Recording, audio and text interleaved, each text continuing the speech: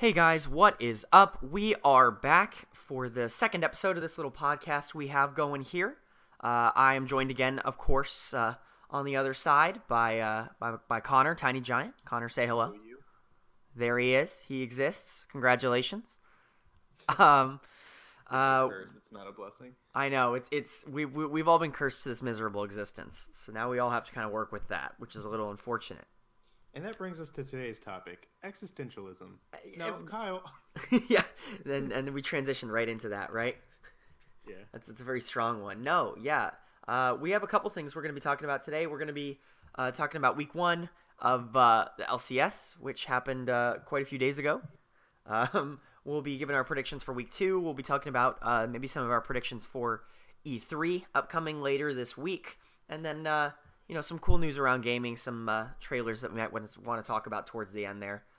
But we can jump right into it with kind of our LCS recap, since that's kind of what we talked about entirely for the first episode of this podcast. That works for me. Do we just want to go in order of the games? Yeah, we can go ahead and do that. Very interesting week 1, I would say. Yeah. A lot of things happening.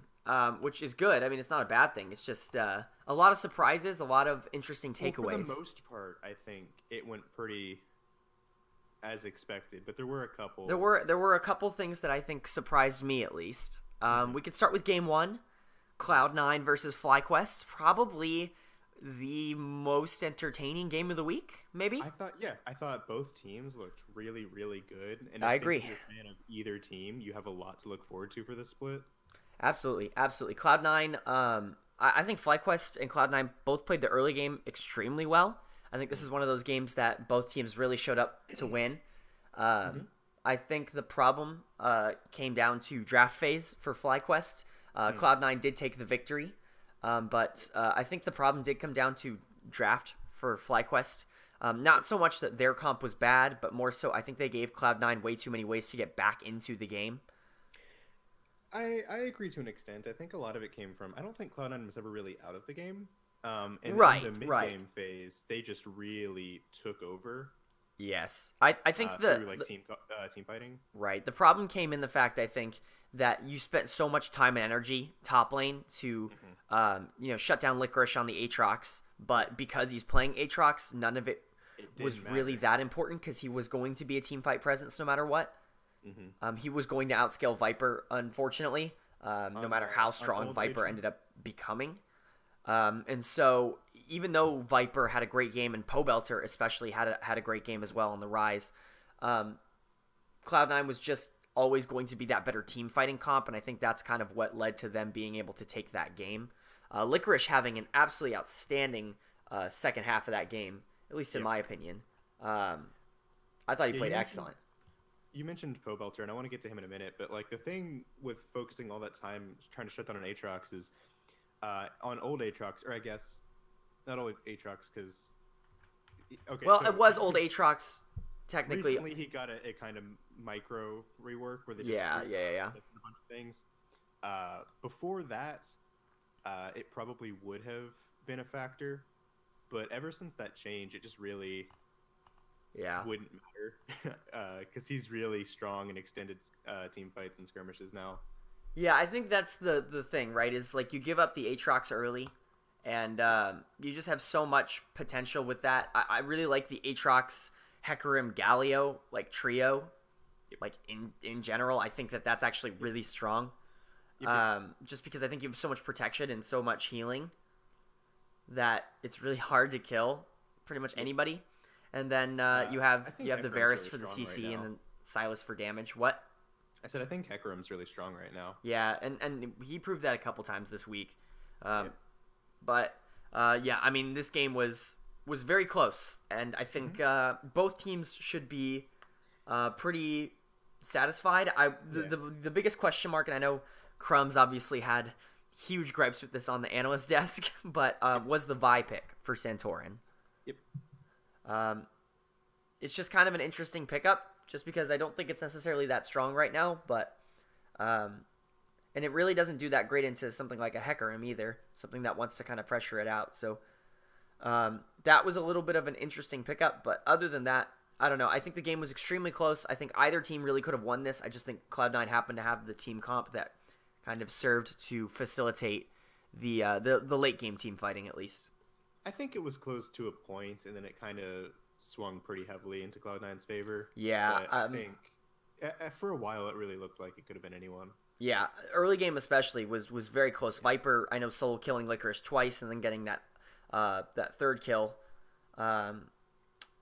But I think this was really one of those games where FlyQuest had their win conditions. Unfortunately, they just couldn't.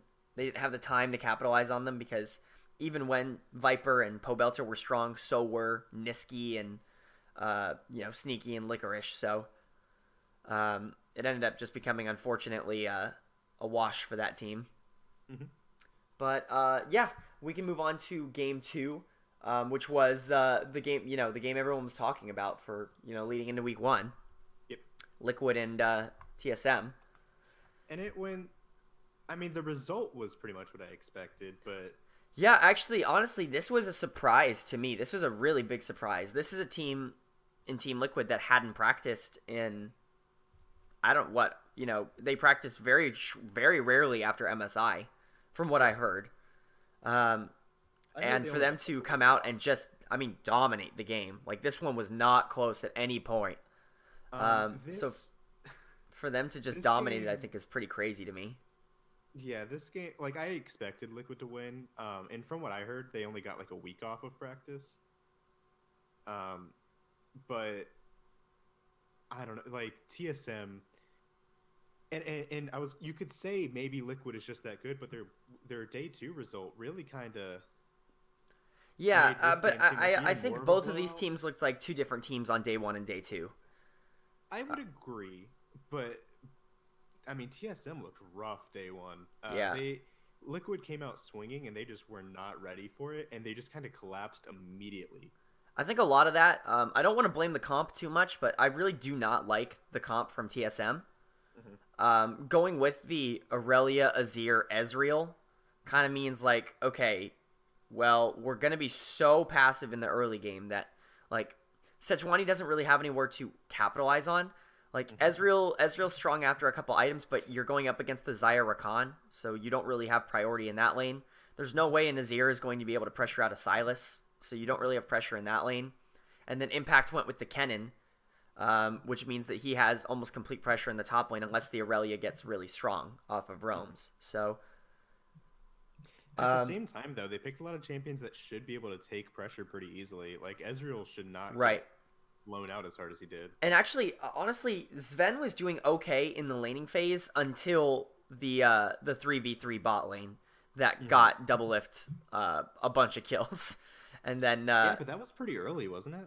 That was... I don't have a timestamp on that, but I want to say that was around 12, 13 minutes. Yeah, like, that's pretty early in a game. Yeah, but that was an aggressive play by TSM. That was them looking to take advantage of Ezreal's power spike. But, like, from that point on, the game was pretty much over. Yeah, that basically sealed the game. But, yeah, the game wasn't necessarily super close, but I don't know if it was just TSM playing terrible, which it was in a little bit, because I don't think that bot lane played well. I think they made a couple questionable decisions.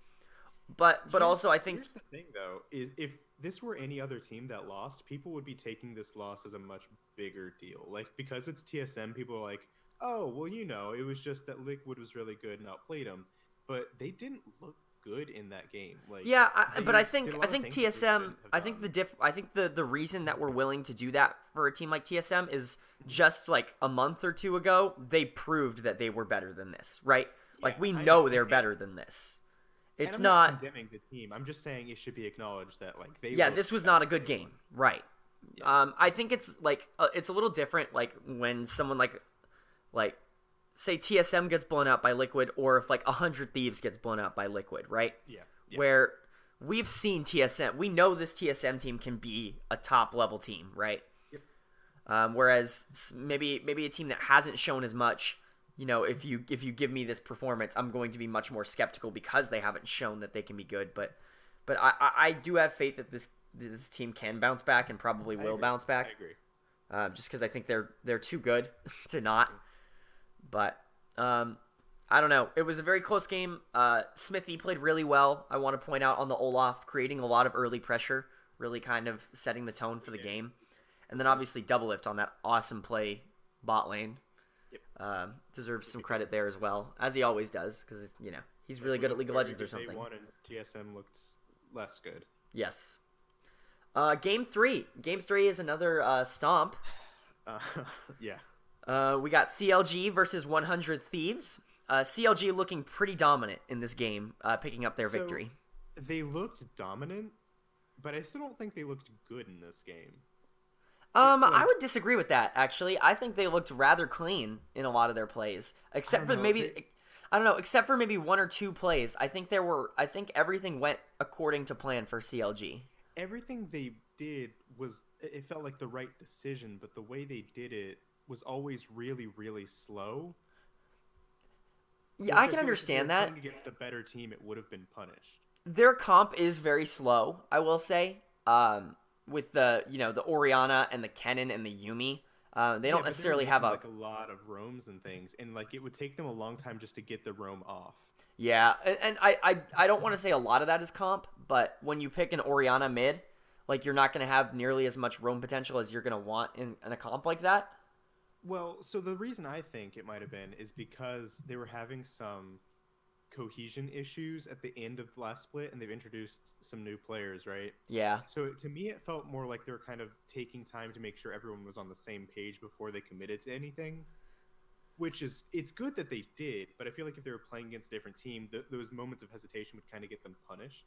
Yeah, and I definitely think that could be true. Obviously, they went up against a team that we'll get to in a minute. But, yeah, I just think their macro game looked clean. I think mechanically they looked fine. I think Wiggly and Biofrost both looked really, really good in this game.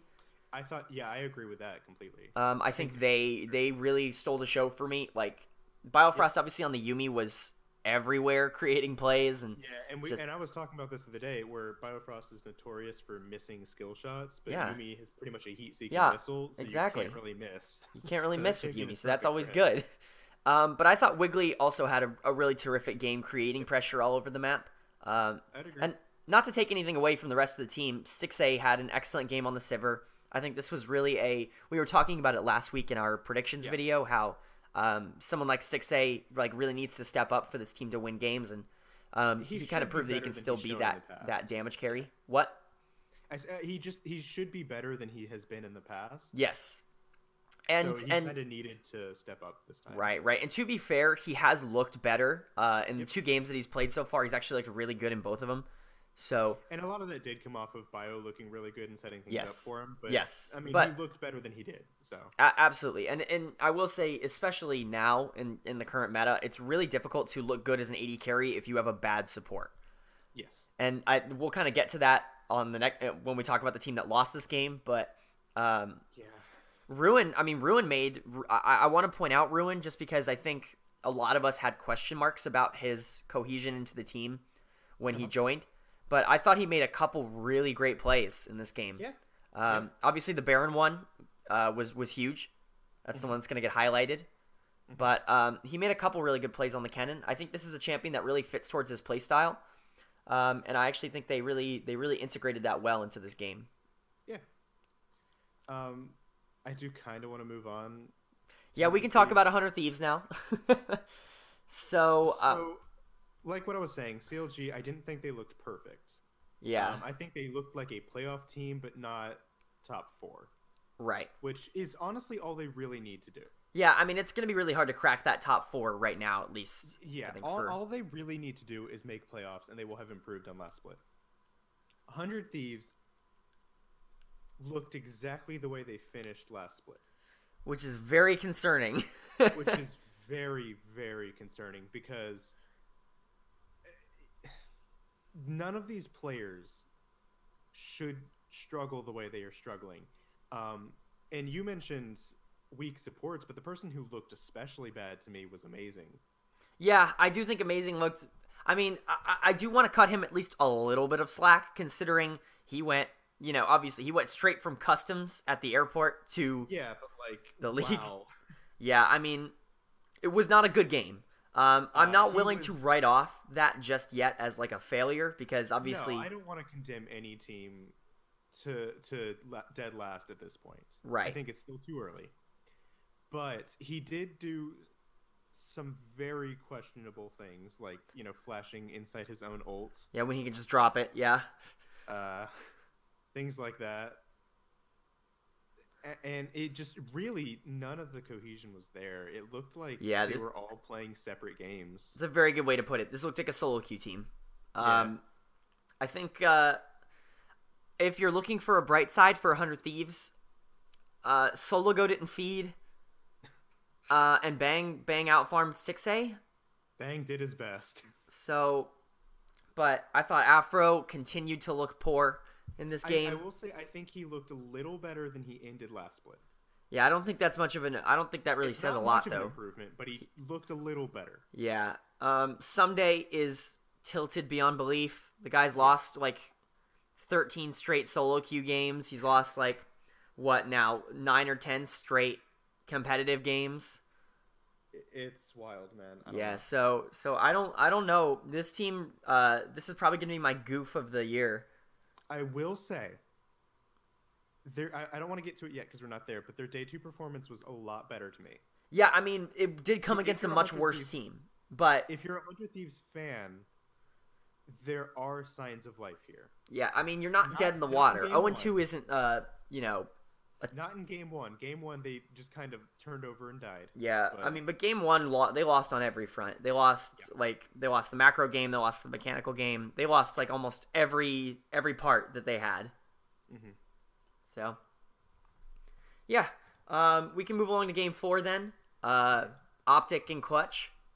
Yep. So, this one was kind of interesting. This one went... I think this was the longest match of the week. This one went about 40. Was weirdly slow to me. I don't know why. The game was very slow, but I think a lot of that had to do with teams that I would have thought would be slow.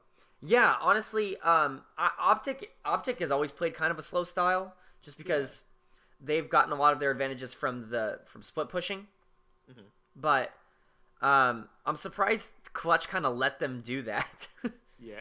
Because Clutch kind of, I don't want to, crap on Clutch because they actually played pretty okay for the most part in this game, but they kind of let Optic have their win condition in this game. Yeah. And I think that was kind of an issue. They let the Twisted Fate kind of just play the Twisted Fate game that he wants to play. Mm-hmm. And he won. He won the game. So. Yeah. I don't know. I didn't think either team looked bad in this game. It was a boring game. Yes. Nothing else, but. It was they both looked fine. I think a lot of Clutch's issues in this game came from all of their players, and we were talking about this, are notorious for being hyper aggressive and stuff.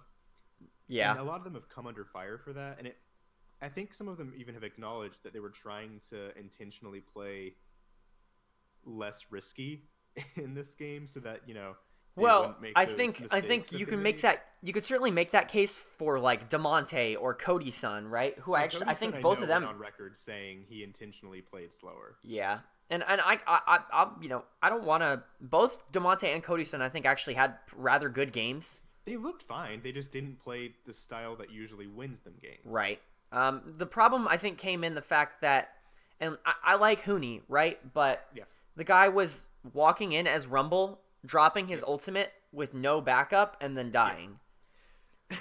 But if that isn't the definition of Huni, I don't know. Yeah, that is Huni. That has been Huni over the past year, right? But it just didn't look very good in this game. In our power rankings video, the way Optic, we were saying they're a fine team. Their problem is that they need to play slow to win. Yes, and we literally said if you let them play slow, they will win. Right. And that's kind of what Clutch did. Absolutely, and it's weird because it kind of came from a different avenue this time. A lot of times Optic puts Dokla on something, very split push heavy that he can just kind of shove waves on and have that be the win condition. Yep. And they went for the same style of game. They just went for it on Crown this time. Yeah, which was interesting. Which obviously I think Crown's the better player.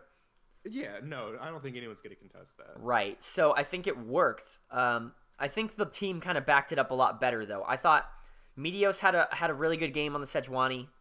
I actually thought Arrow and Big did really well in the bot lane. This game, they lost lane to Cody because Cody's an excellent farmer, but I mean they did well like late game. So like the Xayah was huge late game for that team fight. Like so I said, Clutch played fine. It's just if you let Optic play the slow game, they're going to outplay you. They are the best team in the league probably at that slow game. Yeah, I mean it's their style, right? Yeah. And I think this is good for them to get off on a strong foot. I think if you're a Clutch fan, we were saying don't be worried as 100 Thieves. I'm a little worried as if you're a Clutch fan. Yeah, well, the don't worry about 100 Thieves is that I will say, I think they looked better than last split. Clutch, I don't know about. Yeah, Clutch just looks like they're floundering, right? They look like a team that really has no identity. That's the problem, yeah. That really doesn't know how they want to win games. Because you would think this is the comp, right? Or this is the team where you're like, okay, they'll play aggro in lane, they'll have Lyra running around, and then they'll just team fight constantly after 20 minutes, right? You just really did not expect them to be the slowest game of the day. Yeah, no, definitely. They're really not the team that likes to set up for that. Although their comp wasn't necessarily terrible for that with the Jace and the Varus, the Rumble. Like it's not necessarily a terrible comp if you want to push the game out, but this is not a team that wants to sit there and wait for the Twisted Fate and the Xayah to get so strong that they just kind of lose fights. But good win for Optic. Clutch definitely a little concerning, I guess, is my closing thoughts. Yeah, a team that really has no need to be concerned though is Golden Guardians. Golden Guardians. We'll get to their week 1, I guess, like later, but I mean, what a game 1. This was about as to the numbers of a win as you can get. They really, in a way, reminded me a lot of the way TSM used to play. Yeah, that very controlled, like we are going to control everything. Exactly.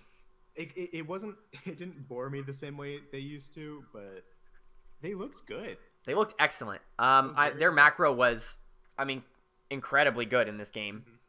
And I think every single one of their players played really well. Yep, I would agree with that. I will say one person who I do want to shout out for having an excellent both game and week is Contracts. Yeah. He really he had a very, very good week 1, I thought. And in this game on the Skarner, I thought he created a ton of pressure around the map. He did look a little rough to begin with. They had some issues. Yes, but Skarner's a tough champion early game to kind of navigate with, especially when you're going up against the Rek'Sai.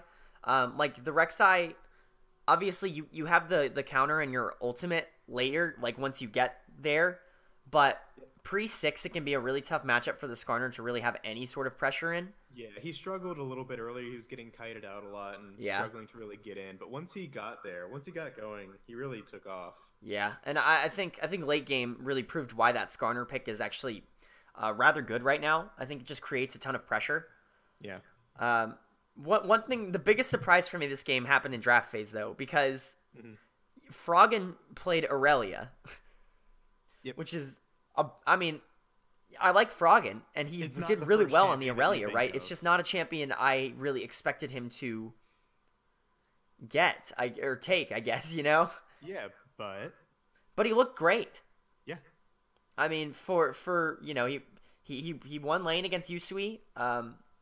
He lost in CS, but I think they were close in CS, but that's okay. I mean, it's Aurelia, you scale. So, yeah, just an overall good game.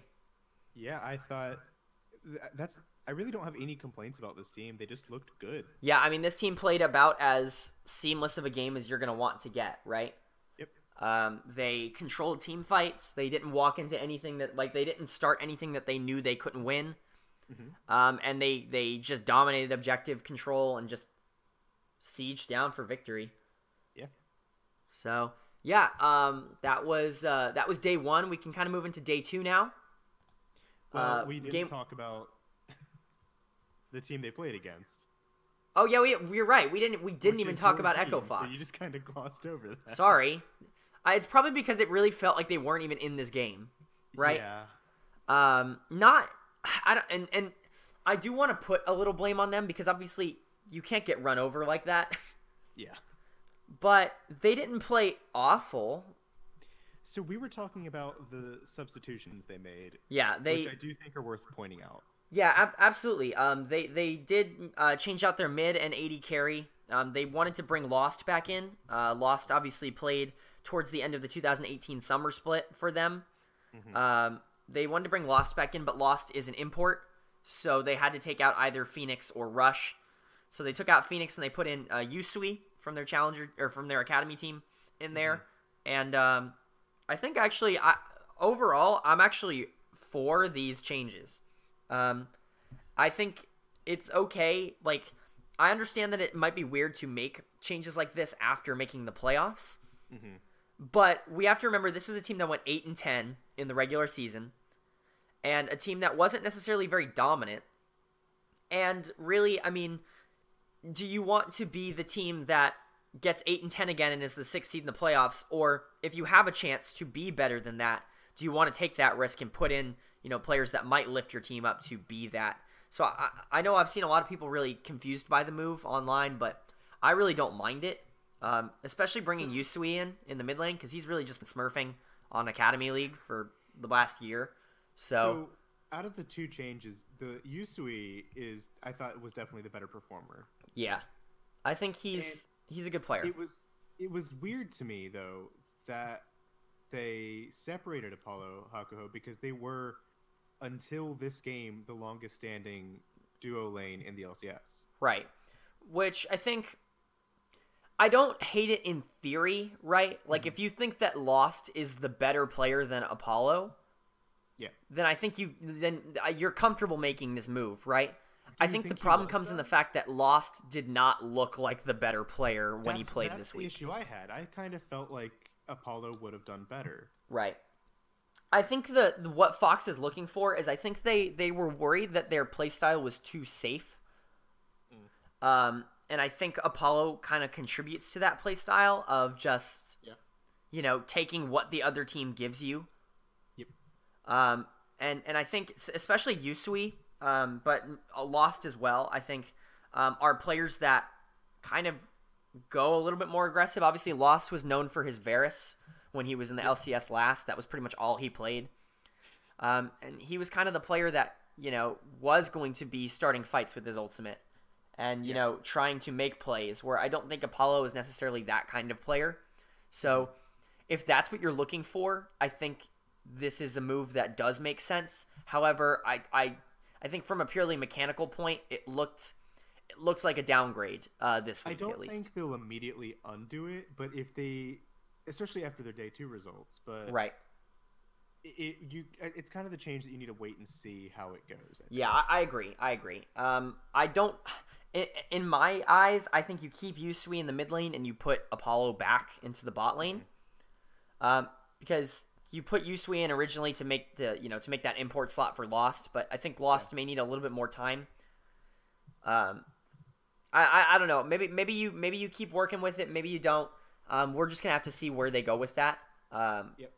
But we'll get to the rest of their week when we get to their game 2. Yeah, and there's one player on the team who we didn't really touch on, who in day 2 I really want to talk about. Yeah, and we'll get to him for sure. Yeah. But moving on to day 2, first game of the day was Clutch and C9. Yep. C9 taking a rather easy victory here. Yeah, this one, the first day was real close, I thought. This one was less close. Yep. Also, kind of a stomp. Right now, and I've realized C9 is going to play first in all 4 games. Yeah. Yeah, all 4 of them, yeah. I don't know why they did that for the schedule, but they did. All right. Anyway, this game felt much better for C9. Like, it just kind of felt like they just went into the game and then won the game. It didn't really feel too contested. Yeah, I think I love their comp. I think the Camille top lane really threw Huni off guard. And it really worked. Yeah, I mean, the Pike did not work in this game. At all. But we'll kind of get to that in a little bit. I think the Sonataric is perfectly fine in this comp where you have carry threats and Camille on Akali. Yeah. and even the rec side to an extent. I will say picking it into the players they picked it into was a little risky, but they really kind of pulled it off pretty well. Yeah, I mean, Cody Sun did like hard stomp the bot lane, which as he should. It's I mean, right. But he was up, I think, like 65 CS at 20 minutes or something ridiculous like that. So, but it's kind of a testament to just how much better C9 played with how hard they smashed still. Yeah, and I mean, I don't understand Clutch's draft as much, or I do up until the Pyke, right? Well, I mean, it makes sense in each lane. It's just they don't have players who are known for playing those champions. No, and I don't know. I don't understand what you want to do with Pyke in this comp. His goal is to kill someone before the Terracol goes off. Yes, and I guess that's fine, but like, and I guess that's kind of the point of the Lee Sin too, is you kind of get him in and you can kick people out of the Terracol. Yeah, they picked a counter comp and it didn't work. It did not work at all. But again, I think the same players for Clutch looked good in this game. I think Damonte looked fine on the Sylas. He did fine in lane against Niski. Mm-hmm. And I think Cody Cody dominated lane phase, and then just obviously, it's kind of hard for Isaiah to do a lot against Camille Akali. Yeah. But, yeah. Just one of those games, I think, for Clutch. It was just a pretty easy win for C9 and Clutch. Yeah. I think Licorice... They tried some things, it just didn't really work. Yeah. Licorice was player of the week. Yeah. For LCS this week. I think very well deserved. He went 8-0-13 on the Camille this game. And, dominated on the Aatrox in game one. He looked pretty good this week. Yeah, so I think... even getting solo killed, he still looked pretty good. Yes, I completely agree. He got solo killed twice. Yeah. And he's still one player of the week. That's pretty crazy. But it's testament to how well he played outside of lane. Yep, completely agree. Any other thoughts you want to add on either of these teams, kind of before we move on? Because I kind of want to talk about game 2, because I really liked this game. Yeah. Let's go ahead and jump into it then. FlyQuest and Golden Guardians. So I want to start this off by saying, if you're a FlyQuest fan, do not be worried that you went 0-2, because you looked great in both games. Yeah, I think they looked very strong in both. Like, they went up against two teams. Like, they had probably the hardest week. Oh, for sure. In the league, playing against a top 2 or 3 team, maybe best team according to some people. Yeah. And then a team that's just outside that, and they looked very competitive in both games. Yeah. And I want to specifically shout out Pobelter. Yeah, Pope looked amazing in both games. Yeah. Even going up against a losing lane matchup in Anivia, like I thought he looked really good. And it was Froggen's Anivia too. Yeah. The guy who's known for the bird. Yeah, right. And then even adding on to that, I thought Viper looked great in game 2 as well. Yeah. I thought the solo laners were very strong for FlyQuest throughout pretty much the entirety of the week. So, I think the problems more so than, at least in this game, the problems didn't necessarily lie in the mechanics of the players, but more so the macro play of the team. Yeah. Which I think was a kind of a big reason why they lost this game. And it really wasn't. It was a close game. Like it was. And I feel like Golden Guardians really. I was talking about this on Twitter. This is a team that I think perfectly executed its win conditions this week in both games. Yeah, definitely. This is a team that really understood what it had, what its win condition was when it power spiked, what kind of strategy they needed to employ, and then they did it perfectly, Yeah. Yeah. It's kind of hard to talk about FlyQuest or not FlyQuest, Golden Guardians, because they just kind of played. Yep, they played their game almost perfectly. Like it wasn't like clearly there were things they could have done better or worse, but like. I mean, for the most part, yeah, I agree with you. This was about as good of a game as you're gonna get, Yeah, like there's always something you can improve on, but there's really no complaints. Yeah. About the game. Yeah, I think I I think everybody in this, I do think both of these teams are playoff teams. Mm-hmm. Even though FlyQuest started 0-2, I know. But I do think both of these teams are probably playoff teams. Yeah. Obviously, this was a rematch of last year's playoff that went 5 games. Yeah. So I mean, I like both of these teams a lot. I like all the players on these teams. I like the games they play. I think both of them showed a lot of promise this week. If you're a fan of either team, I think you're happy. Yeah, I agree. I think if you're a Golden Guardians fan, though, like, how long before you start getting excited, right? Yeah. Like, because this is a team that looked great. Yeah. And which obviously, is so weird because back-to-back last places before, and then now they're just killing it. Yeah, I mean, this is the first time they've started 2-0 ever. But I don't know. It's just one of those. I guess we're gonna have to see. It's still only week 1. I don't want to jump to conclusions or anything, right? You don't want to promote or condemn any team after 1 week. Yeah. You don't want to do that after 3 weeks. But they certainly looked. They looked really, really, really good. Yeah. And we know this team has the talent. You know. Oh, definitely. It's all just been about putting it together.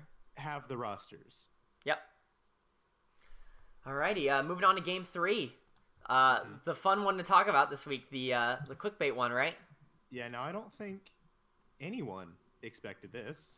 Yeah, I don't know if it's nearly as big of a surprise. After the day 1 performance for both of these teams. Yeah, I certainly think that after day 1, this certainly looked a little bit different. But I don't know. What a game. Yeah. Echo Fox versus Team Liquid. Echo Fox picking up the win. Pretty huge, and they actually. Really good. Yeah, they looked really, really good. They looked really, really good. And I think what talk about the player I wanted to talk about earlier. Yeah. We Solo had an absolutely amazing game on the Gangplank. You got it on the nose. It's Solo. If you didn't know it was Solo, go rewatch the game. Yeah. Because oh my god, he looked incredible. Yeah, I mean, he looked great on that Gangplank. He was creating pressure in side lanes. He was pretty much absorbing all of the pressure that he was taking. And then in that team fight at the end of the game, I mean, he just demolished it. Sorry if you guys can hear the thunder outside my house. Yeah, it's storming right now. Yeah, uh-oh. Hopefully that's not annoying. I like the sound of thunder, so maybe people Yeah, maybe we're doing some ASMR shit for this podcast. I don't know. So I think the way to beat Team Liquid, they have such a strong mid and such a strong bot lane. I think the only lane you can try to win through probably is top lane. Although I don't even know if that's necessarily how they won this game, because it's not even like top lane really won early game. Yeah, it was that he just scaled. Yeah, but that's the difference, I think. Right. And I don't know. I don't want to say that Impact is the player to take advantage of, right? Because even in this matchup, Impact if you were to ask me who's the better player, I would still take Impact over Solo. Yeah. It's just I think one of those things where Team Liquid falls apart, at least right now, where they don't have nearly as much practice and experience as they probably will towards the end of the season. Yeah. Is their late game team fighting, which is I think almost certainly where Echo Fox won this game. Definitely. Because and I'm not trying to say either you take advantage of Impact. I'm saying it's just really hard to get an advantage over Jensen or over Core Double. Yeah. So Solo getting as strong as he was and then being able to just take over these team fights is really kind of how they got their leads in these late game team fights. Yep, agreed. I think it's definitely worth noting as well, Rush on the Skarner. Yeah. Kind of dictating the pace of the game for QSSs bought by Team Liquid.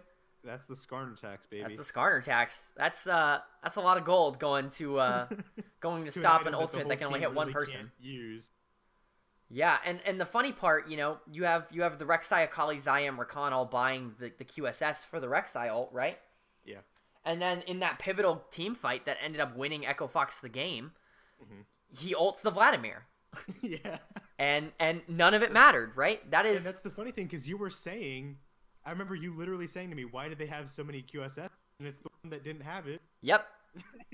and it's just one of, it's That turned into almost 6K gold that was useless. Which weirdly enough means if they had 5 QSSs, maybe they wouldn't have lost. Or, and I don't want to, because Impact had a bad game, and I think that's fair to say. Yeah. There were a couple times where he died and really shouldn't have.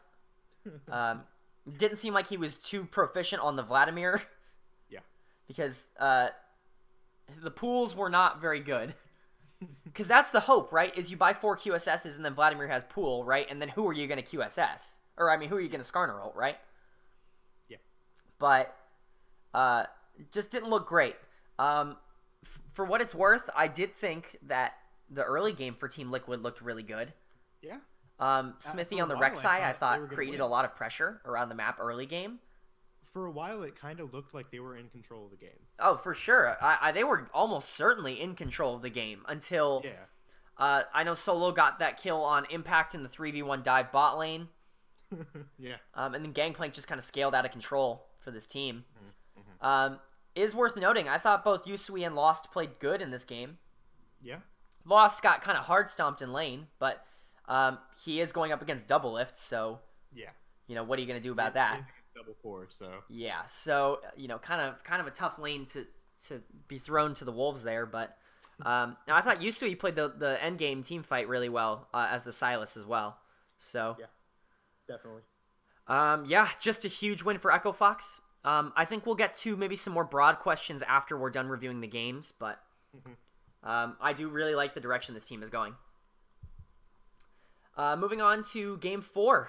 And the streak continues. The streak continues. What are we at? 1,000 whatever? I don't know. If you're a CLG fan, it's not a rivalry. That's all I know. TSM not necessarily alleviating all of the fears, but certainly looking better in this game. I thought both teams looked a lot better today than they did day one. I can kind of agree with that. CLG actually I thought looked really good in the early game. A lot of that has to do with I think Wiggly looked really, really good this week. Yep. And I think he created a lot of pressure in the early game for CLG, kind of matching that pressure that the Hecarim really wanted to create on the other side as well.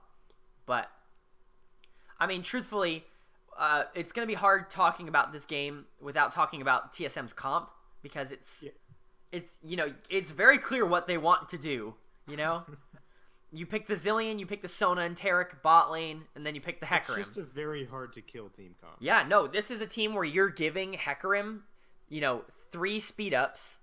Yeah.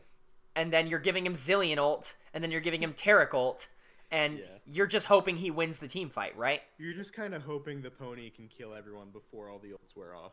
Yes, and I think it's interesting that, obviously you have Acadian playing in Game 1, and then you have Grig coming in and playing here in Game 2. Yeah. And Grig comes in and he is the carry for this team in the game that he does play. Which is, I guess, interesting, right? We know Grig is a carry player. He's been number one on the Challenger ladder for he was number one on the Challenger ladder for quite a long time, but... Yeah, you said something interesting about this game that I don't know if you remember what you said, but I do, so I want to kind of let you... Oh, good. Thank you. But if you don't remember what it is, I can...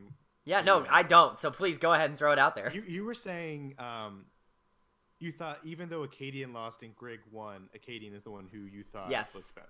Yeah, because I think Grig was given so much in this game. Like, he was given pretty much all of the pressure. He was given all of the resources. And I don't necessarily think he was the carry that they wanted from this comp, right? Yeah. He was able to blow up somebody, for sure. But I think his team fight impact was not nearly as dominant as you would expect when you're given a Zillion Sona Taric and you're a Hecarim, right? Yep. That's just my personal opinion, though. I didn't, I didn't love what Grig was throwing out, and I didn't hate what Acadian was throwing out. I would like to see this continue, because I do think if you're TSM, you want, what you want to do is, you want to find your best combination of 5 players, whatever that is, going into the big, once you get to week 6. Sooner than later. Yeah, no, for sure. You want to find it sooner than later because you want to give them time to develop. But also, this is a team that is no longer looking at just regional success. Yeah. this is a team that wants to dominate international, that wants to be able to go to Worlds and get out of groups, right? And I think dominating internationally. Yeah, dominate. If they, hey, I don't know. Getting out of groups and then losing. Yes. Hey, that would be an accomplishment for TSM. They've never done it, have they? They did it once. The year that they lost to, God, I want to say it was Samsung in 2014. What season was that? I don't remember who they lost to. I remember they lost in the first round after groups, though. But poor TSM. Yeah, just no internet success. And in the past, it was kind of because they were just playing Korean League of Legends, except they were playing it worse than the Koreans. Yeah, and now, well, hey, you can't say they don't have their style now. No, definitely no. And that's the thing we've seen, though, is that teams that try to emulate other teams' styles always struggle, whereas teams that don't just tend to do well. And that's the same with like that Pyke pick we saw earlier, the Pyke top. Yeah, where it just did not work for Pyke Huni. Top player. Don't pick Pyke top. Hey, but Viper did pretty okay on it. Yeah. I would like to point out, I know they put a ton of resources into Greg to try to make him the carry, but I think really the player that stood out for me was Broken Blade this game. Yeah. In the top lane on the Jace. I thought he played excellent. What did you think of TSM's bot lane this week? So it was hard to judge them. Obviously, I thought they got stomped. Well, they didn't get stomped. They were playing pretty even in lane against Double Core JJ until the triple kill, in which at that point the Xayah is so strong that you're just not touching her. Yeah. And then this week, obviously, they picked Sona Taric. Or this game they picked Sona Taric. So it's kind of hard to really sit and be like, oh yeah, expect them to be. Sven missed like 3 Sona ults. That's kind of what I was hinting at. But that's a pretty hard ability to miss. And he did miss it. Boy, did he miss it a couple times. And for what it's worth, I did think that CLG's bot lane was the win condition, and they played rather well in this game. The Varus Zyra, which is a really interesting duo to pick. The Zyra did not work. No. But I like the thought process, right? I like the idea. We're going to pick a combo that just has so much lane bully pressure that, like... We're just going to hit you from real far away, and at 6, we're just going to both ult. Exactly. And, what's the Sona Taric going to do about that early game, right? Because they just have so much damage. But it did not end up working out. The Zyra isn't very strong right now. Yeah. So unfortunately, it really just ended up being that they didn't have enough damage to break through all of the Taric shields and the Sona healing and all of that. But, in concept, I think it could have been done. I don't hate the thought process, right? I just don't think it ended up working out. I think it's interesting that you put Ruin on Rumble this game, considering he had such a good game on the Kennen. And those are 2 very, very different champions on what they want to do. Where Rumble is a team fighter, like, through and through, right? Where the Kennen is much better. The Kennen can be a team fighter, but he's also very good in side lanes, and he's very good at pushing waves and creating pressure around the map. So, I think it's just interesting kind of the direction they went with their team comp in this second game. They were very team fight oriented with the Rumble, the Orianna, and the Varus. And then I think TSM just kind of had the stronger comp, plus the Jace, So, and the Jace looked good. Jace looked great. Broken Blade looked really, really good. And that's that's TSM CLG. We get to the final match of the week. 100 Thieves and Optic. 100 Thieves. I forget who on the analyst desk said this, but one of the people there said, "You don't need to win. You just have to look like you're enjoying the game, or that you're playing the game. Right, that you're not dreading being on stage." And this was the first game in a while where they kind of looked like that. Yeah, I think a lot of that had to do with the bot lane actually winning. Yeah. Which... Bang looked good. Afro looked way less bad. Yeah, and I think he went back to comfort on the Morgana. Which, if you're in a bad spot, pick a champion you like. Yeah, and honestly, that's all they have to do. Even if they're losing games, if they're picking champions they enjoy and at least be competitive, yeah, I think it'll be okay. And this is something I started thinking about recently with 100 Thieves. And this may or may not be accurate, but the culture around 100 Thieves is very different than the culture at most teams, right? Right. Because they're owned by, I think, Nadeshot, right? Yeah, well, I think Nadeshot's primary owner of 100 like Thieves. Owner or like manager or something like that. Yeah. And a lot of the culture around 100 Thieves is very similar to that of like FaZe Clan and stuff like that. Like a CS:GO team, or where it's very esports. Well, I was gonna say it's very traditional sports almost, where they want it to seem like they're all big shots and celebrities, and they have all this nice stuff and everything.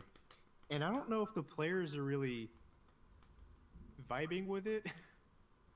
Yeah, I mean, I can kind of understand where you're coming from with that. One of the issues.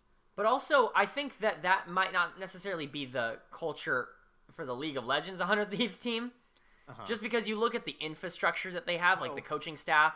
That's why I was thinking it, because it totally is. Have you seen, there's a documentary on Netflix called 7 Days Out. Have you seen it? No, I have not. It's great. I've only seen they did an episode on League of Legends, and it was great. And it was I forget which split this was, but it was the split where Doublelift, he had the family issues right before finals. Oh, this was TL's first split, yeah? Or second split? Yeah. The first one where they were doing really well. Yeah. I think. And 100 Thieves, like their managers kept spending a lot of money on like new jerseys and like new like stuff for them and taking them out shopping instead of taking them to practice and things like that. And very clearly none of the players were really into it. Yeah. And I didn't really think about it until recently, but that might be. Yeah, I don't want to speculate on behind closed doors things, because that's something truly we'll never know about, you know. But back to the topic though, in this game they looked like a team. Yeah, they did look like a team that existed. They weren't amazing, but they had moments where they looked really good. Yeah, I think it's just one of those.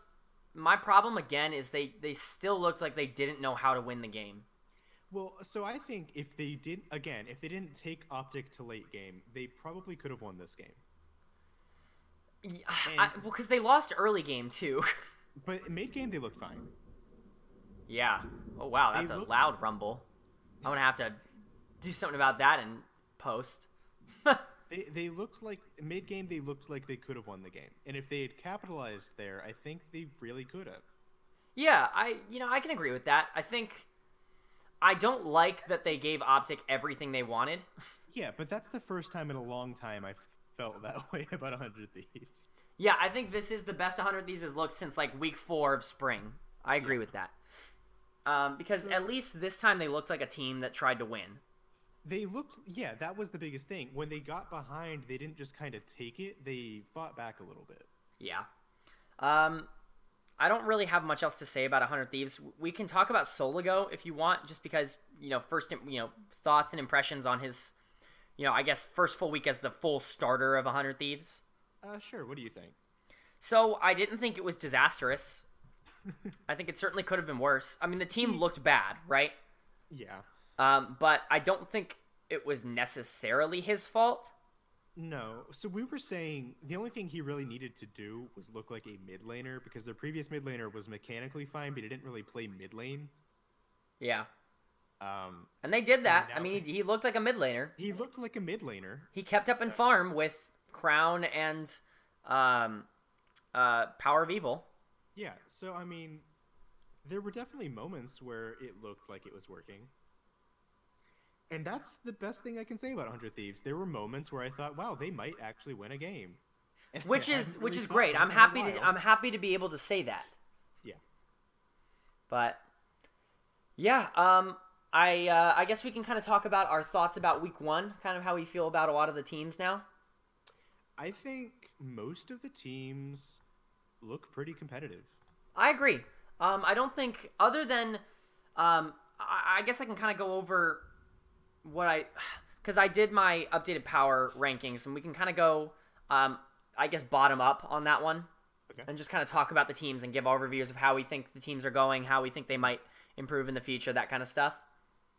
I have Clutch at 10. Okay. Because I think they are probably the worst team in the league right now. Okay. They just don't. To me, this is a team that doesn't have a ton of direction. I think there's.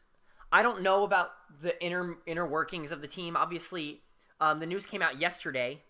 They have officially merged with Dignitas. Yep. And Dignitas will be returning in spring of 2020 to the LCS for taking over Clutch Gaming. They're not actually doing that, but that'd be really funny. It would be great. Yeah. Cutie Pie's coming back. Crumbs is coming back. I would have loved if Cutie Pie did come back and play with Afro.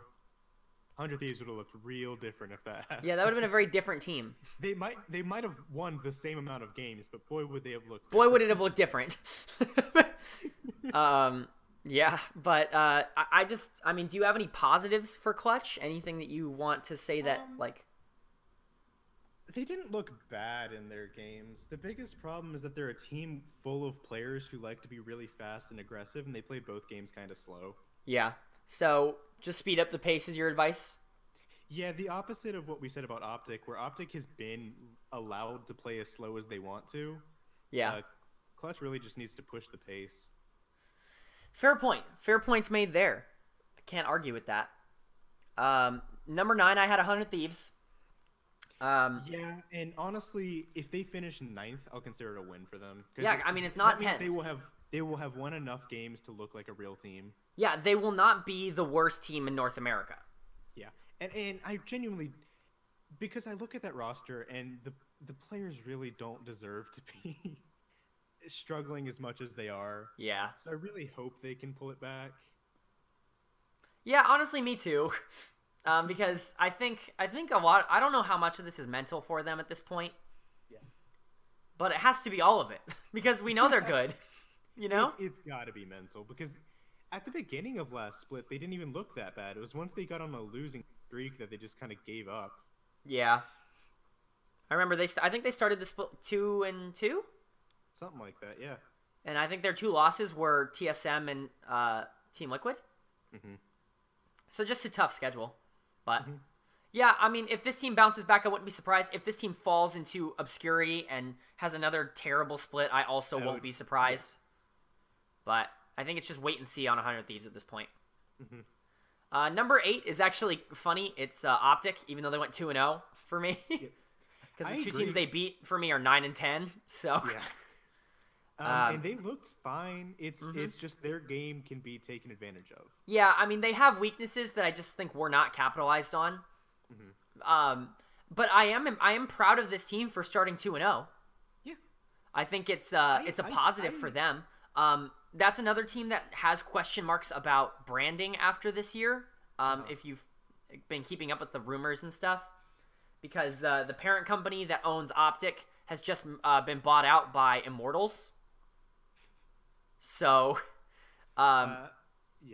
We don't know if it's going to stay Optic, branding wise going into next split, or if it's going to turn into Immortals, and they'll be returning to the League of Legends scene.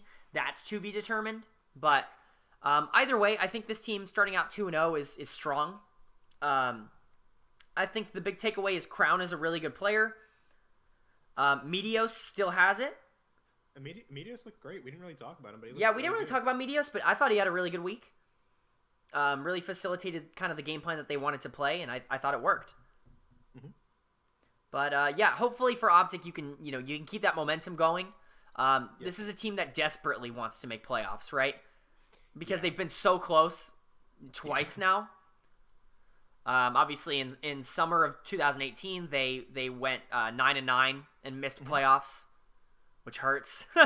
And then obviously last split, they were 1 game out, I believe, of playoffs. So I want to say something interesting you said is that you're happy for them that they went 2-0, and that kind of made me think of something different about esports from traditional sports is that we have there's almost a connection to the teams because we're all gamers, right? their Twitters are much more personal, and they post things to like YouTube, and we play the same games as them, so it feels like we really get to know the players and the teams, and we have a connection to them. So it really does kind of feel like you're kind of a fan of every team in a way. Right. You don't necessarily want any team to fail unless it's TSM. Seeing Optic go 2-0 kind of genuinely makes you happy. It's like, yeah, good for them. Yeah, good for this team that has struggled for so long. Yeah, I think that's really interesting because I hadn't really thought about it too much until now. That's something that esports do. The traditional sports don't really do the same thing. Yeah, I agree with that. Moving on to 7, I think is a little more controversial. I do have Counter Logic Gaming at 7. Okay. So I don't have them in my playoffs right now. Okay. Mostly because I'm banking on traditional CLG patterns here, which means I'm banking on them starting the split 4-2, and then I'm banking on them ending the split 7-11. That's pretty accurate. Because that's what they do, right? Is they look really good for the first like 3 or 4 weeks of the season, and then they just fall apart, right? Yeah. Hopefully, I hope it doesn't happen to them, right? Yeah. But I mean, if you're asking me, 6 and 7, I think are very similar to me in terms of talent. Mm-hmm. And if you're asking me who I think can perform in more clutch situations, I'm not going with CLG in that situation. Yeah, I kind of feel the same. The CLG, it's not really that they're not really a playoff team. It's kind of just the teams that are that you have above them. Yeah, I kind of agree, are just kind of stronger or at least more consistent at the moment. Yeah, I can agree with that. I think I just think it's hard for. I like, certainly if someone wanted to come out and make the case that CLG is a playoff team, I wouldn't be super against it. But I think right now I'm just not really sold on it yet, you know? Yeah, plus I just kind of want to see Echo Fox in playoffs again because I just like how happy it makes Rick Fox. Oh, absolutely. Absolutely. And that we can transition that. Number 6 for me is Echo Fox. I assumed they were 6. Yeah, so this is a team that I think them and CLG are kind of very similar in terms of talent. But I think Echo Fox has proved that they're a little bit more stable when it comes to late game team fighting and shot calling. I think. So yeah, I think this is a team that I hate having them so low in the playoffs because obviously you want to see them be better than this, but it's just hard to put them over the other teams. Yeah, I mean you could definitely make a case that they're 5. Yeah. But I think for me this week, I think 6 is probably good. Yep. I don't know. If they can keep up this sort of kind of get to late game and then dominate team fight strategy that they had against Liquid. Which, I mean, I'm all for that because that is one of the most entertaining types of games to watch. Yeah, for sure. Team fights are the fun part of League of Legends. But, yeah, I think the problem with ranking them any higher is the fact that they didn't really look especially dominant in any lane, and they did kind of get stomped by Golden Guardians on day 1. Yeah. So those are things to kind of keep in mind, I think, for myself at least. So, number 5, I have FlyQuest, even though they went 0-2. Oof, yeah. I think both of their losses, they looked good. Yeah. And I think, obviously, losing to Golden Guardians and losing to Cloud9, like, that's a really tough, it's rough. That's a really rough, start. So, especially when they looked as good as they did. But yeah. I think that kind of is a testament to the other teams that they lost to, that they looked that good and still lost. Yeah. I don't know. I think FlyQuest is going to turn it around. I do think that this team is a solid playoff team. Oh, yeah. I mean, unless they collapse after this week. It's possible they could tilt. I don't think they will, but... Yeah, I mean, it was a tough week, so, you never really know, but I expect this team to bounce back. They're a team of veterans, other than Viper and JJ to an extent. Like, everybody on this team is, experienced. Santorin's been to Worlds, Pobelter's been to Worlds, Wild Turtle's been to Worlds. Yeah. Like, these guys have experience playing, on the biggest stage. And I don't think these are guys that are going to get tilted very easily. So. They've been described as this, and they really do kind of feel like C9 light. Yeah, no, I can agree with that. And that's a good thing. Yeah, it is a positive, I will say. Personality and playstyle-wise, that is a good thing. Yep. I think I expect this team to bounce back pretty strong going into next week. But number 4 for me is the Golden Guardians.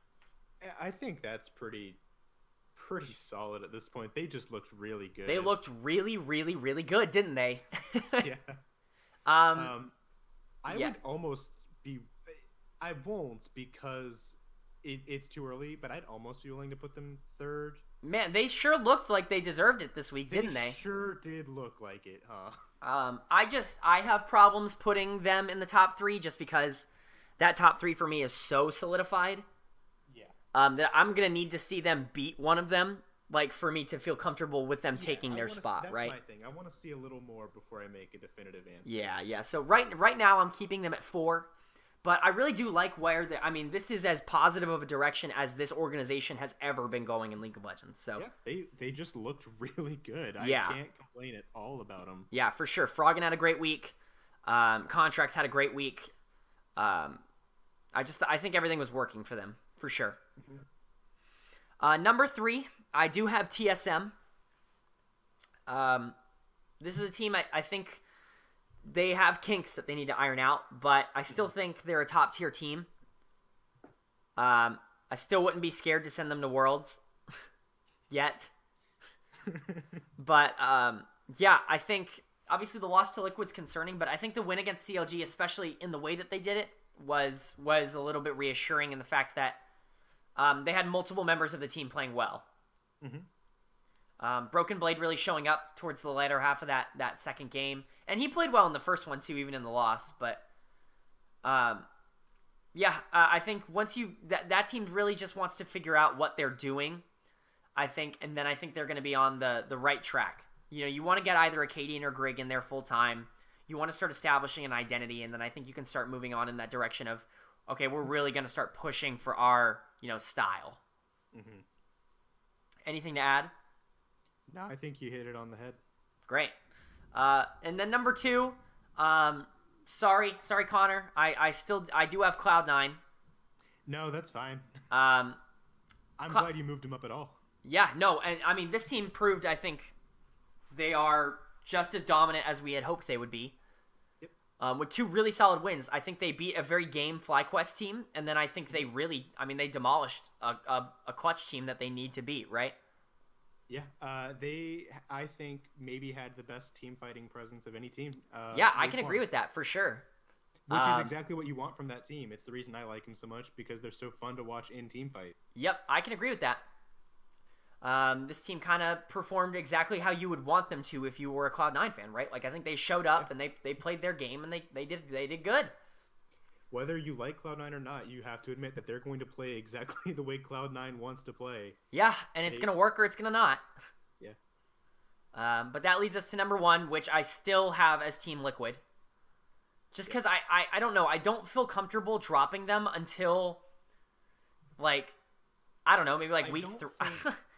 In week 1, they did not look like the best team.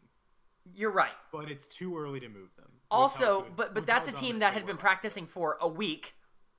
Yeah. And that Doublelift went on, in that interview after game 1, and he was like, we're probably at 70%, right? Yeah. And so 70% just bodied TSM. Yeah. And I think that's why I think I still want them at number 1. Yeah. Is because this is a team that really didn't practice a lot after MSI, that still took down one of the best teams in North America. Yeah, like I was saying, I think it's pretty clear this week alone, Cloud9 probably looked like the best team. But with how dominant Liquid was last split, it's way too early to move them out of that spot. If you were to ask me, right, like if you were to give Liquid and Cloud9 2 weeks to prepare for a best of 5 against each other, who do I think would win? I'm still going to go with Team Liquid.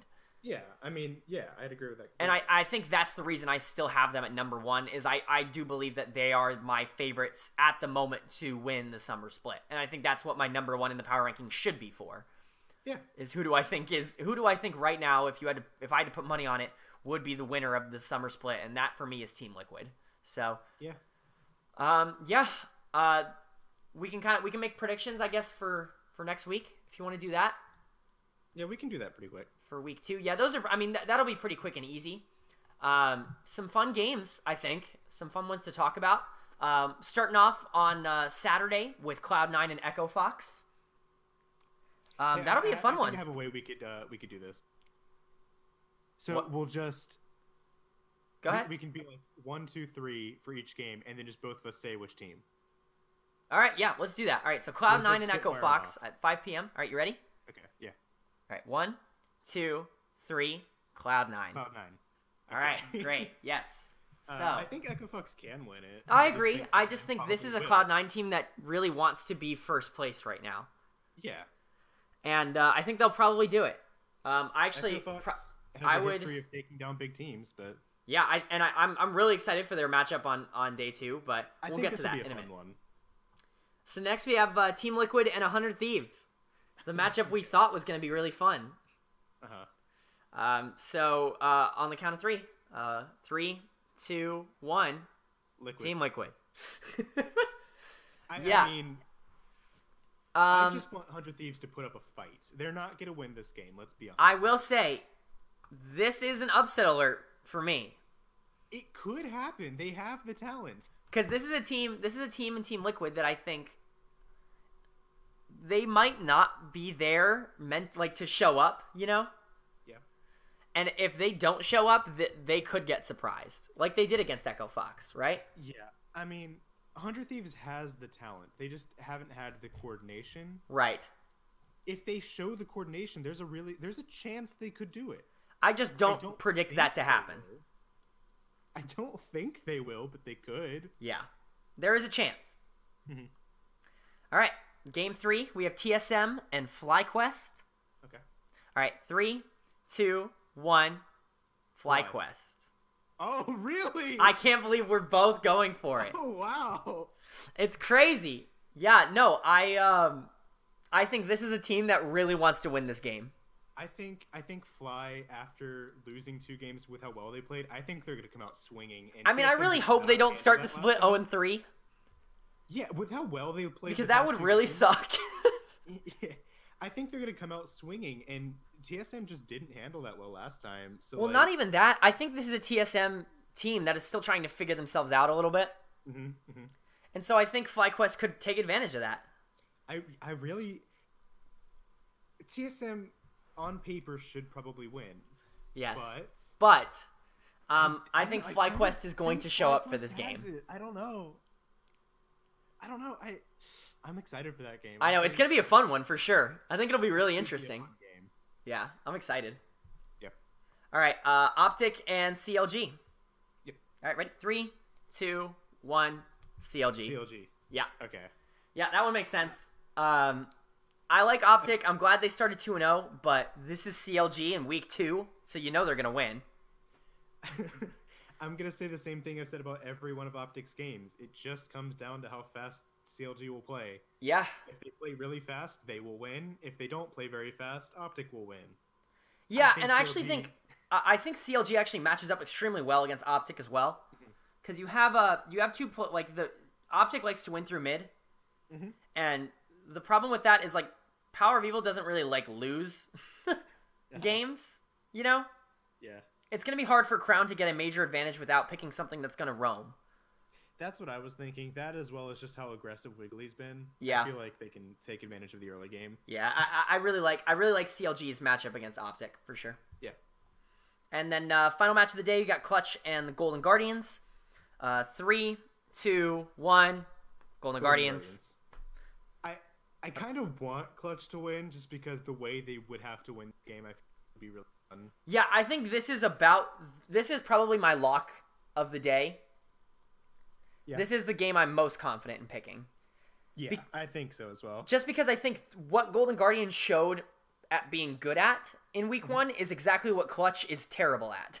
Yeah. So that's I think that's why I'm saying for Clutch to win this game, they'd probably have to do some really crazy shit. Yeah, I think they're going to have to pull something really off. Fun to watch, yeah. But we'll see. If Clutch surprises and, you know, Cody's son pops off and has a great game, or Huni dominates team fights, you know, whatever, it happens, right? But yeah. I don't think they have the pieces to kind of put that together for me. Yep. All right. So moving on to Sunday. Game 1, CLG and Team Liquid. 3, 2, 1, CLG. No way. That's wild. I was really sure that we were not matching on that one. Way. That's crazy. Okay. I kind of want to. Can I go over mine? Go ahead, please. Counter Logic Gaming. Nothing they do makes sense. We thought let's go to win day one, and they should win this game too, which means Counter Logic Gaming is going to win this game. That's always how it's worked. I don't know why. I don't know why the name is so accurate, but whenever they should lose, they win, and when they should win, they lose. It's always been that way, and I feel like it's just going to keep happening. That's fair. I have no words to dispute that. I actually just feel like this team is actually a pretty good matchup for them, in the fact of split push to win, you know? Yeah. Like, I think you put Ruin on, like, I don't know, Kennen or something like that, and, like, I actually think CLG can do a lot of damage against this Team Liquid team. Yeah. I like Wiggly in this matchup a lot, too, because I think he's one of those junglers that actually can pressure Xmithy. And I think that will take a lot of pressure off of Liquid's early game. And I don't think they have the team fighting to kind of... Yeah, at least right now. I don't think they have the team fighting experience, like the coordination to be able to bounce back from something like that. Using actual logic and stuff as to why they might win. Oops. Wrong podcast. All right. 100 Thieves and Clutch Gaming. Uh-huh. All right, ready? 3, 2, 1. 100 Thieves. This is weird. We're gonna have to have one, like, dispute. Okay, do you want to go first? Yeah, 100 Thieves should beat Clutch because they're better than them. Yeah. I mean, I hope. If 100 Thieves shows up at all, they should beat this team. Yes. On paper, they are just the better team.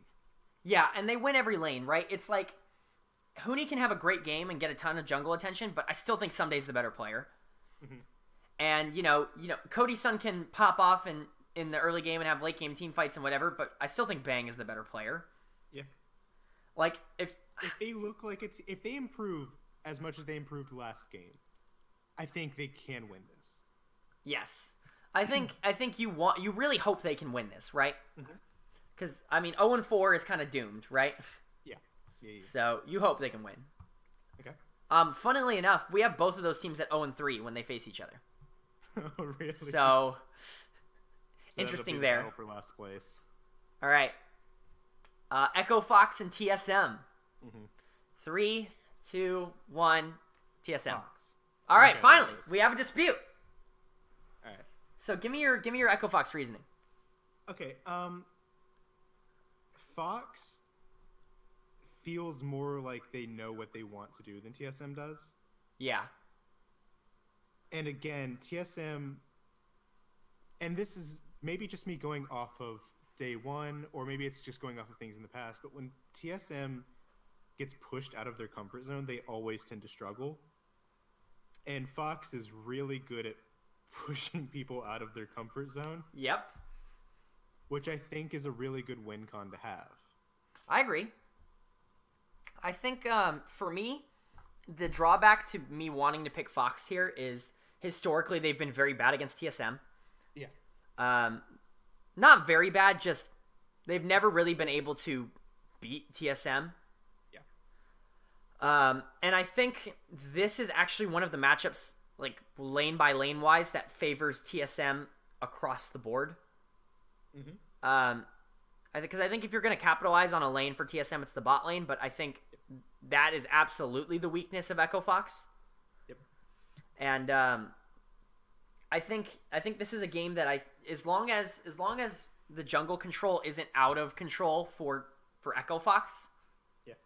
I think TSM kind of has that pressure to be able to just win the game through their talented laners, if that makes sense.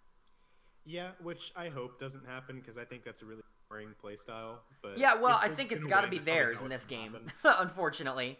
Yeah. And I don't want to like Echo Fox is a good team fighting team, but so is TSM, and I think that's important to remember as well. Uh-huh.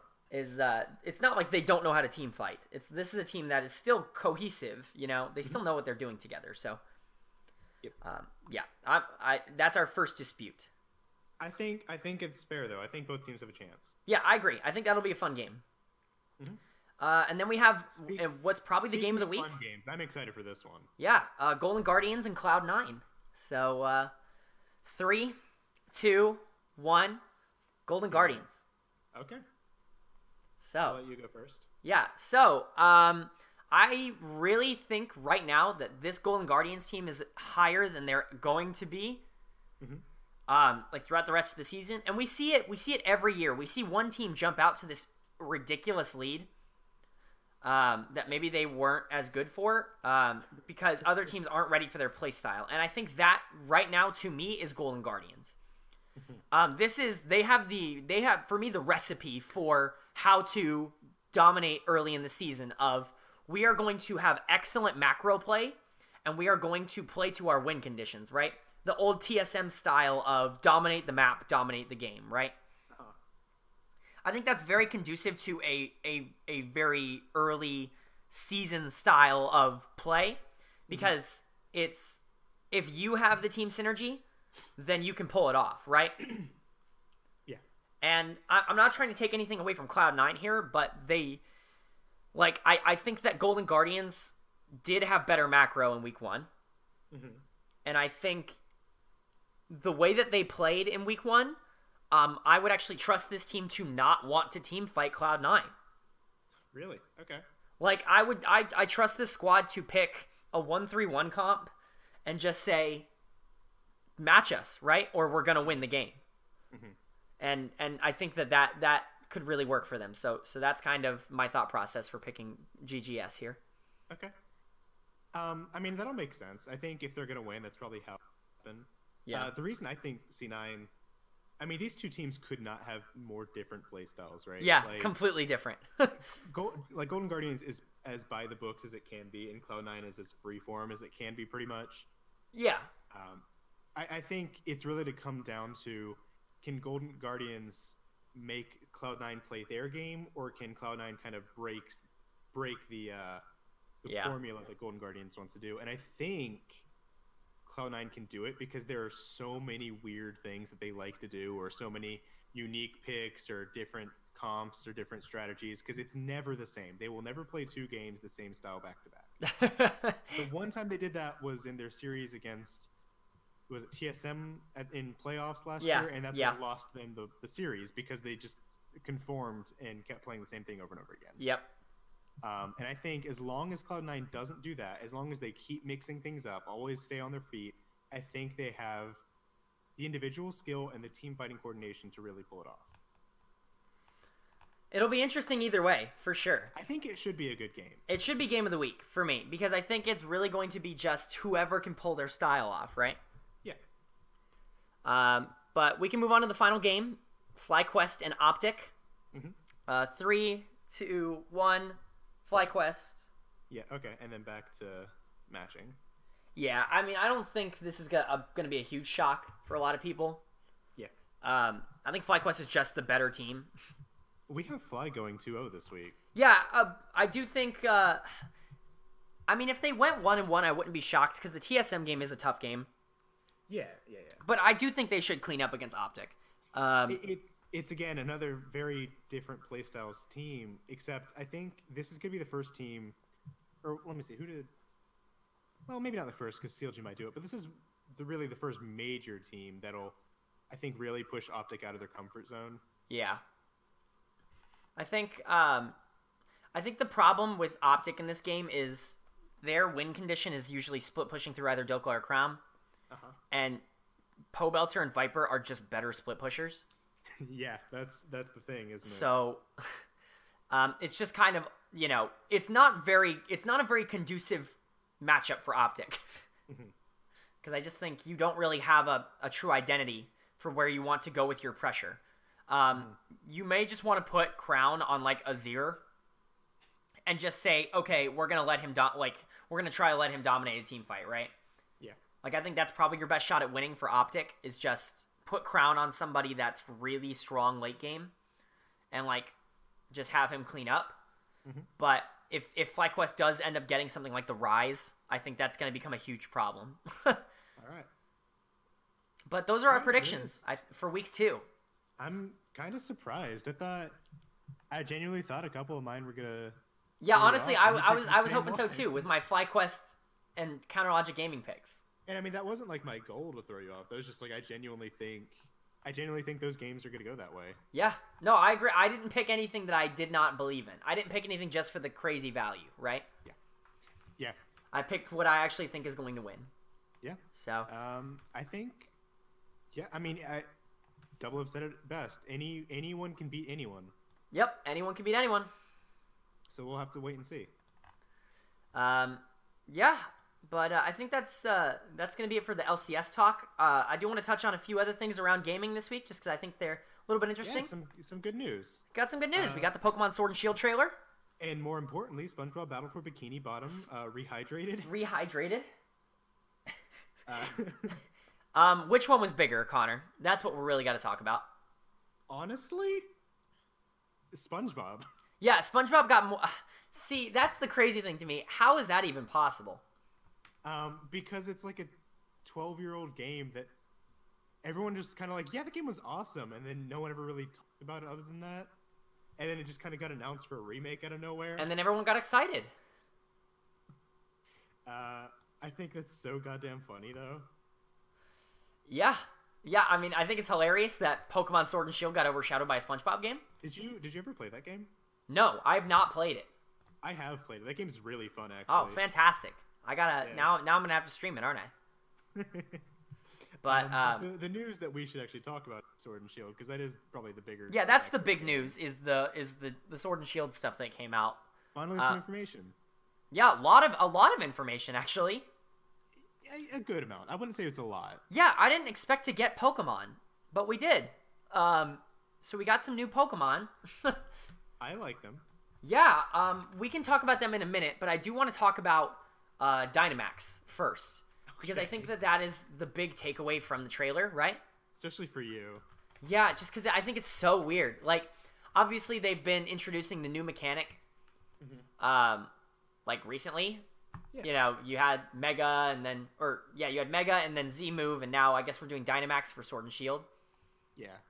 But I mean, out of all of those, I think Mega is probably my favorite. Yeah, I think it's the least problematic.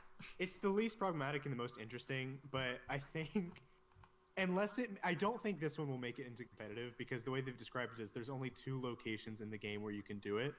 I really hope that it's not in competitive. So for anyone who doesn't know, Dynamaxing is the new gimmick in this game, and basically what it does is it just makes your Pokemon real big. Real big. And I don't know what that means, by the way. It gives them better stats and lets them use special moves, apparently. So does that apply to all moves? Like, is that like a Z move for your entire Pokemon? So I'm not sure, because they were kind of vague on it. Because that's my thought process, right? Is like, if I have a protein Greninja, and I use Ice Beam, am I gonna get Sub-Zero Slammer protein? I don't know, but like as Dynamax? Would probably ruin competitive if you had to keep track of a Dynamax, a Mega, and a on. It's just so much, yeah. That's half your team That's half your team to gimmicks. Yeah. And only one of them you can know which is which, because like if you have a Salamence, you're like, oh yeah, it's Mega Salamence. But if you have Z-move could be on anybody, Dynamax could be on anybody. And honestly, even Dynamax, like, if the way it's explained, it doesn't sound like you have to hold an item or anything. It looks like you can choose it. You can just do it, yeah. In the battle. So, like, you don't even have to know who you're going to Dynamax going into a game. But the way they described it is that you can only do it in the big plane area or in gym battles, which I think seems really fun. Like, that seems like a really interesting... Yeah, it seems like a neat concept. Thing. The only problem is just... I want more explanation as to what it is.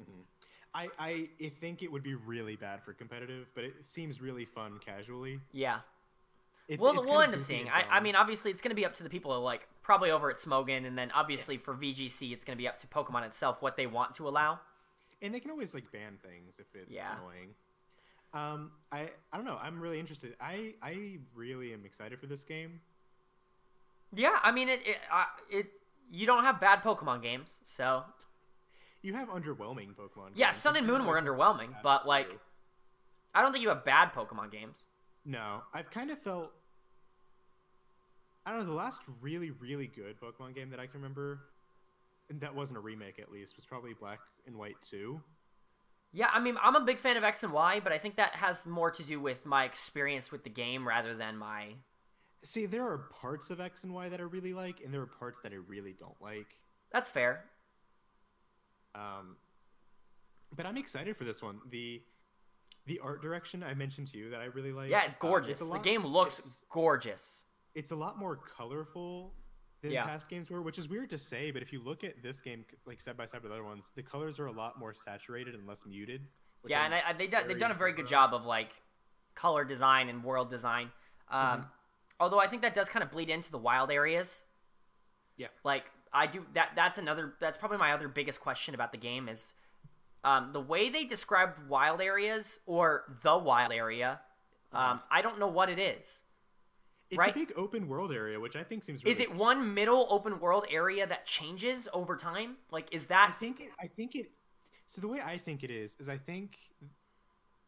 This is just a guess. Yeah. Most of the region is probably kind of circular around the wild area, kind of similar to how Gen 5 was. Right. And I think the wild area is just a big, big middle thing that has different regions in it. Well, because the way they described it as the wild area would change, like, day to day, like, what kind of environment it was. And they also said based on, like, location, though. Which I really hope so, because the worry for me like as a player, right, is, like, if I'm looking for something, like, if I'm looking to catch a Corviknight or a Dreadnought, like, am I going to have to wait 4 days, like, to get it because it's not the right biome, you know? Which is, it's interesting for comeback value. Kind of, but also it makes it incredibly frustrating to do a lot of the things that a lot of core Pokemon players enjoy doing, like shiny hunting or breeding. Like, it just makes that incredibly, it makes it much more difficult. Do you think this is going to be the first Pokemon game to have DLC? I hope not. Because they were saying, like, it'll change every day, but like once you've caught everything, what happens? They could genuinely add in new Pokemon. I would highly doubt that they would do that. And I only say that just because I just don't see that as the route Game Freak has ever wanted to go. No, but if they did it for free, it'd be really, really cool, I think. Yeah, I just don't think they I would not put my money on that being true. I doubt it, but I think it'd be neat. It could be a concept. I just don't. I think, I don't know. It could be a concept. It would kind of screw up the metagame, but it could be a concept. So out of the new revealed Pokemon, do you have a favorite? Corviknight. I mean, Edgy Bird. Yeah, Edgy Bird. It looks great. He's really cool. Yeah, I think it's a really great design. I like it a lot. He's kind of goofy, just how edgy it is, but I kind of like. Yeah, and I mean, honestly... and he's still flying, so he's probably going to be real good. I was about to say, yeah, I mean, my hope is that he's just an offensive Skarmory, right? That'd be really cool. Because that'd be more fun for competitive. He looks like a tank. Yeah. I liked him a lot. I liked Dreadnought a lot. Yeah, Dreadnought I think looks really cool. I actually really like his design. I want to see what it evolves into, because when I saw that, I was like, ooh, its evolution was probably really cool. Yeah, either that or it's going to look like... what's it even called? Barbicle? I don't know what? Or it's gonna be Barbicle. Hopefully not. Hopefully not Barbicle. A lot of people like Wooloo, and Wooloo's yeah. pretty cute. I mean, yeah, it's a sheep. A lot of people really like the new female character they introduced. We're not gonna talk about that on this podcast. I'm not about to jump into that, if I'm gonna be honest with you. Yeah, but a lot of people, I don't know, I'm excited. Yeah, no, I think it looks good. Do you want to talk about Zacian and Zamazenta? Sure. Because do you like it or do you not? I like both of them. I think they look cool. Yeah, I mean, I think they look good. Design-wise, I kind of like the Shield one more. And I do like the Shield one more too, which I think is very unpopular opinion. But I was planning on getting Shield to begin with because I don't know, I like the idea of like shields and things like that. I don't know. But then I saw Sif from Dark Souls. Yep. And I don't know, I'm kind of on the fence now. Now you're on the fence because, you love Dark Souls. So my question is the sword part of the Pokemon? I have no idea. Can he drop the sword? I could not tell you the answer to that. I have so many questions about that Pokemon. I think one problem that was brought up to me was I'm not quite sure if I'm okay with more four-legged dog legendaries. Yeah. Like, I feel like we're starting to get to the point where it's like, that's all of them now. Well, you know? How many fucking bird dragon things are there? But how many dogs are there? I mean, those are the two genders, birds. Dog and bird. Dog and bird. You're right. Why can't we just have, like, a human? Oh, wait. I didn't even talk about my biggest fear. Uh-huh. It's coming to reality. Dynamax Mr. Mime. Oh, yeah. It's my biggest nightmare come to reality. It is literally your biggest nightmare. I don't think there is a thing that they could have said that could have scared me more than Dynamax Mr. He's Mime. really big. I don't want it. I don't want it. So a lot of people were kind of surprised they were doing this trailer at all because Nintendo is going to E3. Yeah, and that makes me think is they're announcing something different for E3.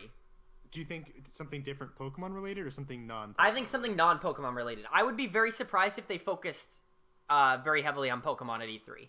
Would this be? Do you think this is a good transition into E3? Yeah, into talking about our E3 predictions? Yeah, sure. Yeah. Well, first, let me ask, what are the, if you had to pick 2 or 3 E3 conferences you're most excited for, what would they be? Definitely Nintendo this year because I think I have an idea of what they want to talk about. Okay. And I don't know. I'll get to that in a minute in my predictions.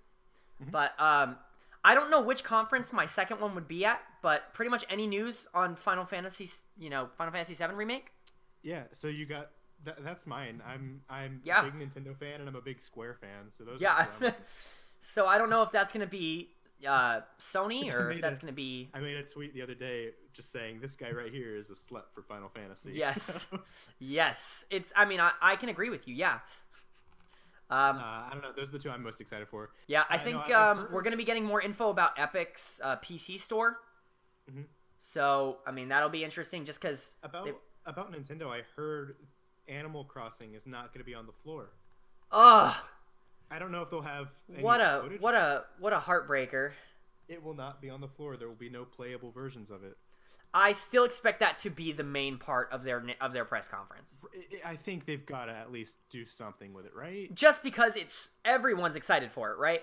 Everyone loves and especially if you look at their last few years of press conferences, mm-hmm. a lot of it has been focused, you know? Yeah. 2 years ago it was Zelda. Last year it was Odyssey and Smash. Mm-hmm. So I guess if I had to pick a game this year, it's probably Animal Crossing, because I just don't think I wouldn't expect them to go all in on Sword and Shield, considering they just did a huge press conference for it the week before E3, right? We'll probably get some more information on Fire Emblem. Yep. Well, probably not. No? Nah, Three Houses doesn't exist. You also mentioned Smash. Yep. That's what I was transitioning that. Yeah. You think we're getting a new character announcement? I think so. Mr. Alfred made a good tweet where he thinks we're probably going to get 2 character announcements just because it's been so long. Wow. That would be crazy. One. His prediction was that they'll announce one and say it's available now. Just straight up give us one. That would be pretty wild. I don't know. I would not expect that. I think that's crazy. Wild. His predictions where he thinks we'll get a Microsoft rep and another Square rep, which I'd be down for. I'm 99% sure Banjo-Kazooie is going to be in it, especially with when they had that trailer announcing Stage Builder and they had the picture of the big witch brewing a cauldron, and I was like, it's Banjo. Yeah, it's Gruntilda. Yeah. And like I said, I'm a big Square fan, so anyone they want to bring in, I think it'd be. I don't think they would because Cloud's already in there, but I mean, let's get Chrono in there. Have one. Just throw Chrono in Smash. That'd be cool. I'd be fine with it. Put a different version of Cloud. Put Kingdom Hearts Cloud. Put Barrett in Cloud. When's my boy Donald Duck getting into Smash? Maybe Sora would get in. Yeah, I hope Sora's not in Smash. Why? I don't know. I think I think I just have a personal grudge against Kingdom Hearts. Why? I don't know. I don't even hate the games. You played all the games in anticipation for 3, and then it was a... You know. It was okay. It was... Parts of it were good. I did not like Kingdom Hearts 2. Sorry, all Kingdom Hearts 2 fans. Kingdom Hearts 2 is a mess. It is a mess. It's a big mess. But yeah. Anything else E3 related you want to talk about while we're here? I mean, if we're gonna mention Square, I am excited for that. Well, I hope we'll get some more 7 news because they said they were almost certainly. News. I mean, like, if you're saving it for a time, it's now, right? Do you have any fears about the 7 remake? Yeah, I think they're gonna change too much. That's what I'm afraid. I want, because the original 7 game was very.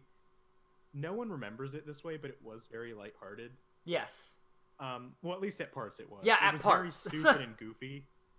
I hope they keep everything in the brothel exactly the same. I would highly doubt that is true. Well, I've heard that the director is a big fan of the lighthearted parts of 7. Yeah. So I'm really hoping he keeps it the same. Like the scene where Cloud just goes into a bath and there's a bunch of giant, naked, muscly men. Or where he has to dress as a woman. Yeah, I just don't know how well that's going to hold up. I think it'll be really funny, though. Like, I don't know. I'm with you on that regard. I think it would be good. Let people be mad if it's going to make them mad. Like, yeah, I just think that might make people upset. It's a remake of a game from like 20 years ago. I mean, who cares? Yup. It's a remake. I just wouldn't expect it. I just wouldn't expect it to still be in there. I don't know. It is a Japanese game, so they might be more... Yeah, I mean, they're, who knows? You never know. Yeah. Lesser news. I play a lot of Final Fantasy 14, and the new expansion comes out the end of this month, actually. That's good. So what's in the expansion? It's Shadowbringers. It looks really good. I don't want to get too into it, because then I could go off on a tangent for 3 hours. But we might get some more news about that. Yeah. But yeah.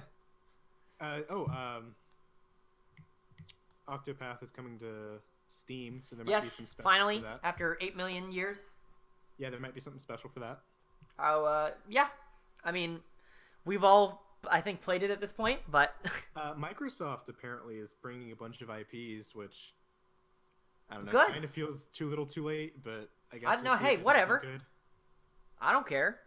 We'll see if there's anything there. Yeah, I mean, if they put out something, if it's worth it, then cool. I mean, I don't know. I don't know. Make as many games as you want, I can never have too many games to play. We're kind of getting to the end of the current console life, so, like, yeah, seems a little late for that, but I don't know. That's all right. I want to... Do we expect anything from Sony? Because they just got off of a bunch of big stuff, so, like... Well, I mean... I don't even know what I would expect from them, I guess. Probably a lot of VR, honestly, if I'm being honest. Isn't going to be there on their own, but do you think we might get P5R news? Maybe. I don't know. Is it? Yeah, actually. Oh, see, that's a tough one. Because we just had love P5R news. Because obviously we have Persona Q2 now. Yeah. And have you played, by the way? What? Have you played any of the Q series, by the way? I played Persona Q. What is different about it? I have not played the Q one. So Q is like a it's like a I don't, how would I describe it? It's like a fan game almost, okay. Where it's just it's all, at least Persona Q was Personas 3 and 4 together. Right? And just like interacting. Story, or is it just kind of things There's a kind of a story, but it's a lot about the interactions between the different characters. That's neat. And it's not really meant to be like a main series game, right? It's just kind of a fun one that exists, so you have some sort of fan service for people who have liked and played multiple games in the series. Mm-hmm. And that, to me, seems like what, I haven't played Q2, but... It seems a lot like that from what I've seen. Yeah. So that's good. There's no English dub, which is going to be very weird if I do ever play it, because I associate those voices with those characters so strongly. Yeah, that is actually kind of weird. I don't know. I don't think I want to hear the Japanese voices now. Oh well. But yeah, I mean, I'm excited for E3. There's always something in there that I get excited about, even if it's not like. Yeah, I mean, and obviously this stuff like this is always fun. So, but yeah, I think that's pretty much it for gaming news this week, as far as I know. I think so. Yeah, but I think that's probably gonna wrap up the podcast this week. If you guys enjoyed, feel free to tune in. You can, I'm not sure wherever you're watching this, you can go ahead and follow us and. He's going to link it this time. Yeah, I'm going to link it this time. We both have YouTube channels that we use, so we can go ahead. I'll plug that. I'm Super K-Man Rocks. We got Tiny Giant over there. He makes a lot of really good League of Legends content, as well as a few other videos that we're trying to get back into making here soon. But yeah, they might be coming back soon. We have some Let's Plays we've been doing. We're kind of in a transitional phase where we're kind of working on maybe creating like a joint channel for all that kind of stuff. Maybe something to put the Let's Plays on. We'll be working on that. What we want to do.